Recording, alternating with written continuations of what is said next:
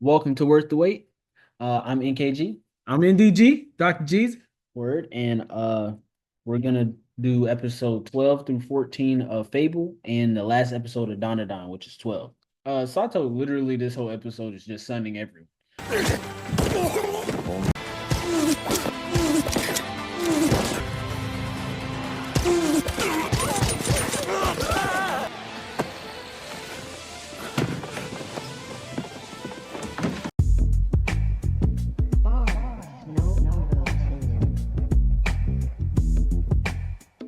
And so Sato beat old buddy down, and he yells out to his friend. He was like, Fabu's here.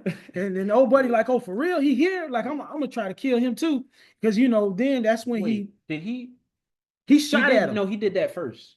Yeah. The shot came first when Oh, his other he guy was came about to out the kill build. Kojima, Yeah, he shot at the the assassin, assassin dude to first. make him miss. Yeah, he Yeah. did that first. Yeah, that's true. That's true. And then what happens? And then he beat old buddy up. He jumps down to the bottom. Well, he likes the things he got The little Yoko to smoke make. bombs. Yeah, Yoko to make. He jumps down and he was like, man, this dude is unbelievable. He shot Kojima in the back and he shot old buddy with the toy gun. He beat everyone up. He walked in the room. Takahashi held up the gun. He was like, you're not gonna hurt anybody with that toy gun. Immediately, he knew it wasn't. Immediately. Then he grabbed Kojima by the neck, drug him out the room. He turned, he shot the buzz thing. Sunagawa, that's his name. Sunagawa, yeah. Sunagawa, and his people was basically trying to figure out what just happened, and who Fable is. Right. Because they're like, no one knew about him for real. It's supposed to be like an urban legend. So when you see this dude come in and he wrecking shop, like I said, his boss said this dude is a savant at killing. Sato's boss showed up at the hospital checking Ibihara. Like, I see you got my boy out there doing stuff he ain't supposed to be doing. You supposed to be letting him take it easy. He came here to take a year off. What is you doing? He was like, Ibihara, like, you gonna kill me? I was like, Ibihara, he ain't scared. He a little nervous, but he ain't showing it. I like this dude. He's like, you gonna kill me? He's like, I'm just letting you know. You made a promise, but if I have to come back down here, we're gonna have some problem. Yeah, I know. It's gonna be a problem. And he said, he pull out his knife. Let me show you my knife. You ever seen this knife? He's like, that's the Rambo knife, right? He's like, not exactly. It's a knife before Rambo. It was never released in the actual shown in the movie, but it works very well. He's like, I want this dude to be good, but I want him to be able to live a regular life. He said, if he can't blend in with society and be a regular dude on top of being what he is, I don't want to have to kill him because he's so good. Crazy. Yeah, that he feels like he can kill him. Well, he was originally the original Fable. Yeah. So you think it's gonna be him? I think that's how the story's going. I hope not. So episode 13 starts out. Go ahead. Sunagawa. Yeah. He literally just walks in the room, kills his lackey. Oi,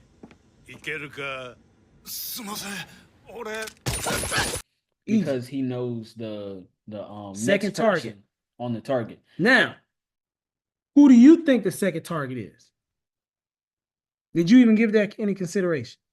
Just wait till it's first off. Second target Aniki. It's got to be Ebihara. Because, if you kill his brother, he's going to want to kill you. Okay? But then it's like if you kill him, then if you kill Ebihara, then what about the boss? Is the boss just going to be cool with you killing Ebihara? Can you make excuses? He knows something's going on. He already came to him asking, can you kill Kojima? Then they show the part where Kojima is in the garage, sitting across from his brother, from Ebihara. And Ebihara's like, why couldn't you just listen to me, man? Like, why we got to do all this? I told you not to do the call girl thing. Then you went and killed the old buddy. And look where we at. And he like, man, I've been locked up for like 15 years. I was just being a Yakuza. The brother even hit him like, he said, why you come out here being all aggressive like that? He said, I know exactly the reason. Yep. You can't get it up, can you? You out here being all aggressive. You want to kill something. It probably happened when you choked the life out that woman 15 years ago. You couldn't get it up since, could you? And he's like, man, you ain't even trying to talk about that right now. Like, why you bringing my stuff up? Why are you supposed to be in front of dude? I know. Old buddy listening. That ain't cool. Ebihara, man, I tell you, I like this dude. Even after the Sato's boss smacked him with the knife.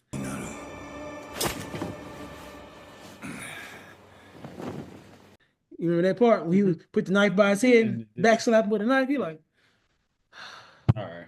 You gonna kill me, just kill me. I ain't gonna cry about it. I like this dude. He kind of put his brother at ease a little bit. He was talking to him, telling him, like, don't worry about it. We'll fix it. I already talked to Sunagawa. We'll get everything straight.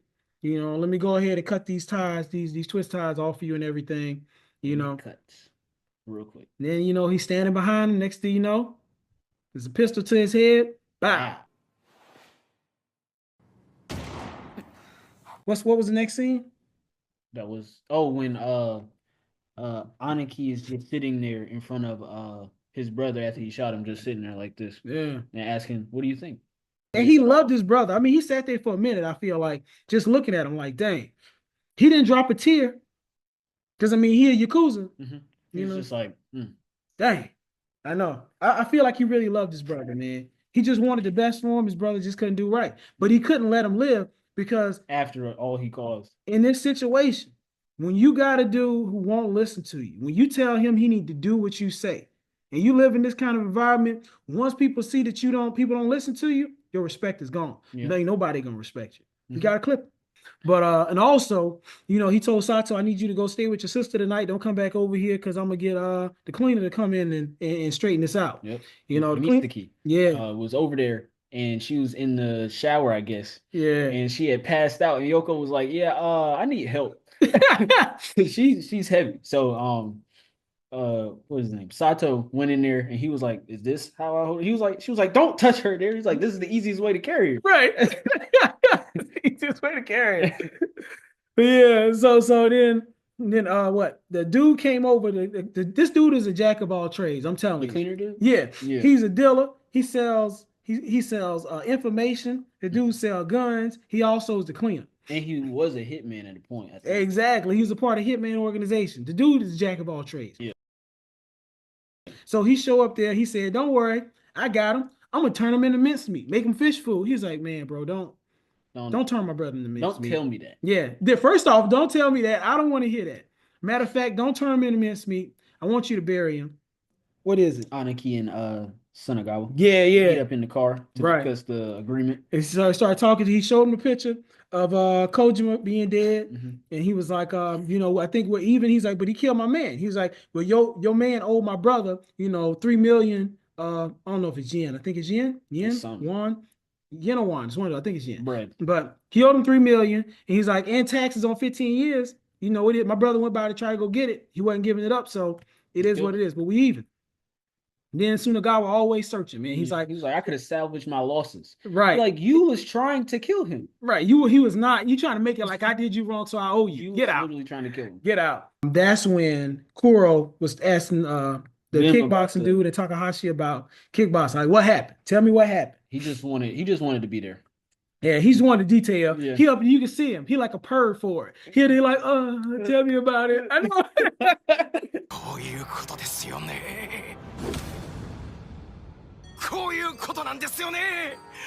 So 14, the next one, I think they show up at the office right off the bat. Sato was there. The boss still got the patch over his nose where kickboxer dude kicked him in the face. And then Misaki walk in, and right off the bat, she just eyes closed, like I don't even see Sato. Walk right past you. Good morning, Ohio.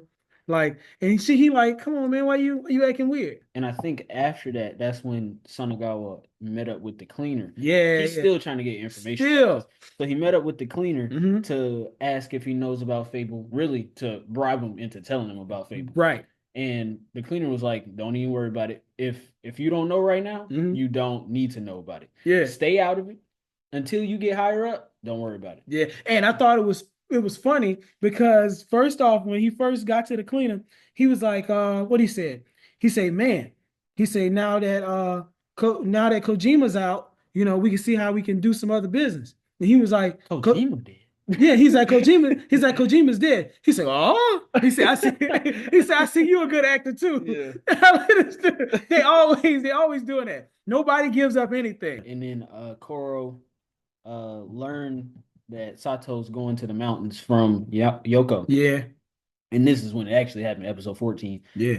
He learned, and he was basically asking her how he could get on Sato's good side so that he can go with him. Yeah, but what was funny though is how when he showed up, he was like, I'm trying to get in cool with Fable, your brother. And her face, she say, nigga, what?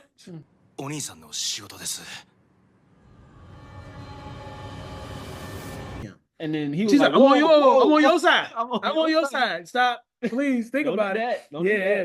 that. But then she was like, just beg him. Beg him. He's a sucker for that stuff. Beg him, and he'll let you go.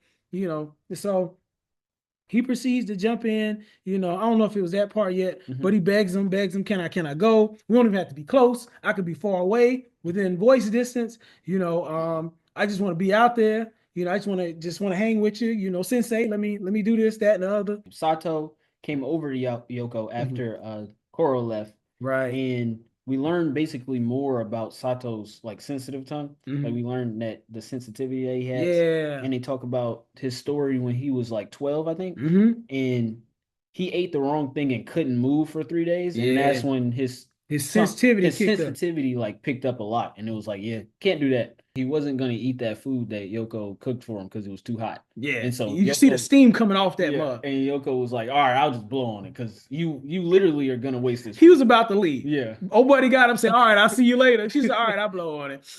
Oh, and then this perv, Kainuma, talking about I wish he still had the videos. You know what I'm saying? He up there looking at old pictures of Misaki when she had the short hair. I ain't gonna say specifically, but he throwing tissue on top of the computer. Yeah, just very inappropriate. Yeah. I really don't like this dude, man. He needs to die. No. Really don't like this dude.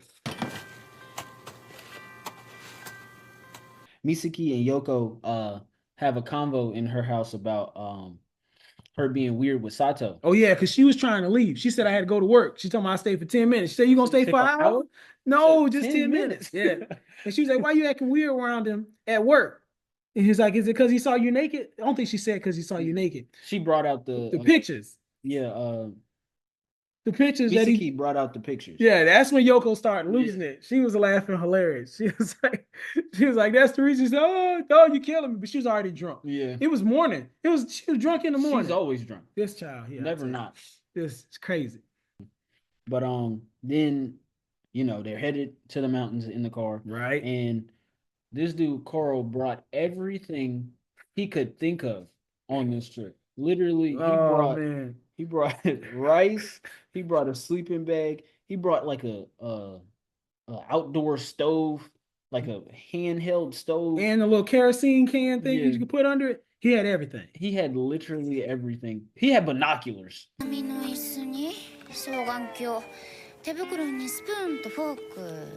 yeah, so he had everything. He was like, well, help me make this lighter.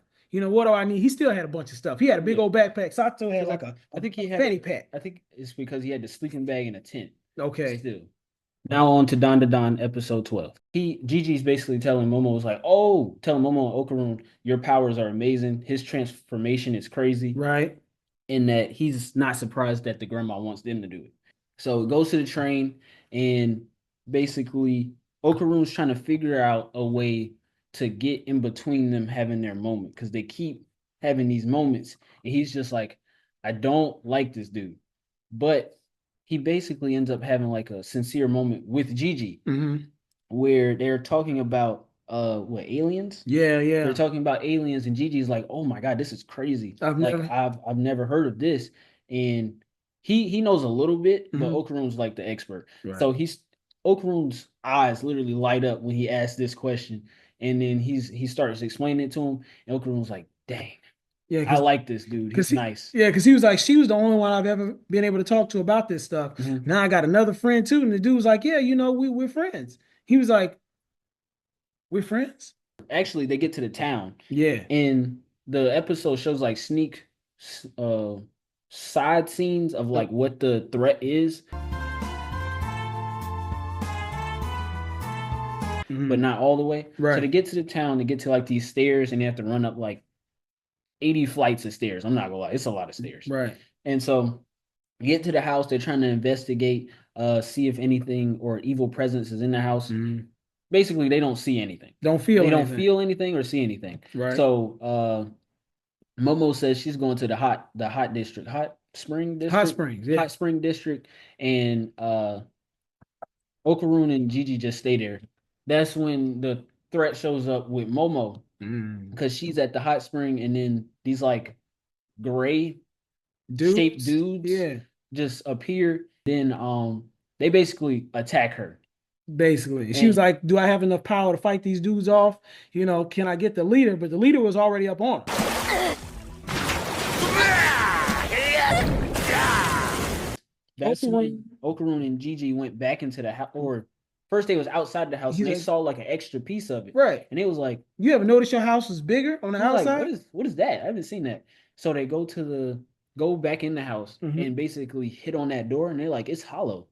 Why is it hollow on the wall?" Yeah. So they hit it with a hammer. Yeah, he got a hammer. He went in the toolbox, got a hammer, bust a hole in it, and then they look at it, and it's like it's voodoo. I ain't gonna lie. Well, it's like the papers, the talismans people put up to hold in like evil spirits, but there were like millions of them.